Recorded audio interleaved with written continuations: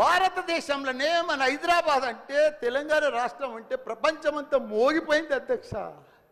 IT రంగంలో కానీ ప్రతి ఒక్క డెవలప్మెంట్లో కానీ ప్రతి దాంట్లో కూడా హైడ్రా వచ్చినాక ఒక్కసారి హైడ్రా ఏం పెద్ద తప్పు పని చేయలే, కానీ హైడ్రా వచ్చినాక ఒక భయాందోళనతో మొత్తం కుప్పగొలిపోయింది అధ్యక్ష. హైదరాబాద్ సిటీ దిష్టి తగిలిపోయింది అధ్యక్ష.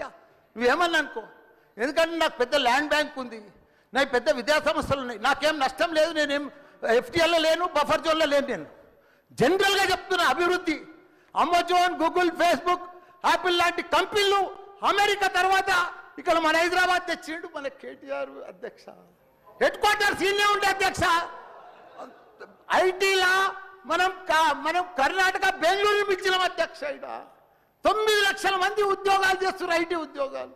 పెద్ద పెద్ద ప్రపంచం అంతా కూడా హైడ్రా తీసుకొచ్చి పెద్ద పెద్ద వాళ్ళకు బుగులు పట్టిపోయింది అధ్యక్ష. గరీబ్ వాళ్ళు అయితే గుండెలు వలిగిపోయినాయి అధ్యక్ష. మరి అది ఎందుకు తెచ్చిర్రో ఏమో మళ్ళీ నాకు అర్థం కాదు. ఇప్పుడు ఒకటి అధ్యక్ష, ఇప్పుడు నాయే కొన్ని ఎఫ్టీఎల్ ఉన్నాయనుకో, ఎగ్జాంపుల్ చెప్తా శ్రీధర్ బాబానా,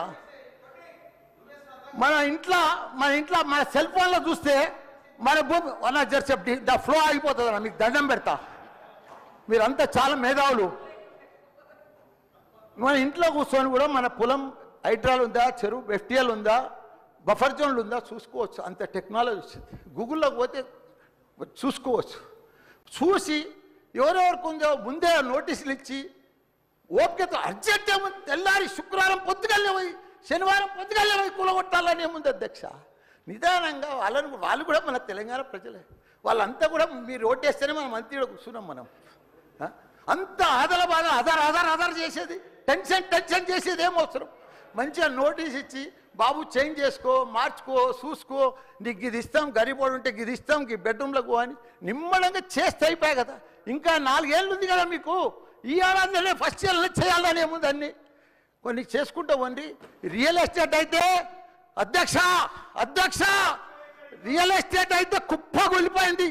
ఏదైనా పెళ్లికి అమ్ముదామన్నా కొంటలేరు ఎవరు, పైసల రొటేషన్ లేదు, వ్యాపారాలు లేవు, బిజినెస్ లేవు, ఏమీ లేవు అధ్యక్ష. దయచేసి మీరన్నీ కూడా ఆలోచన చేయాలి.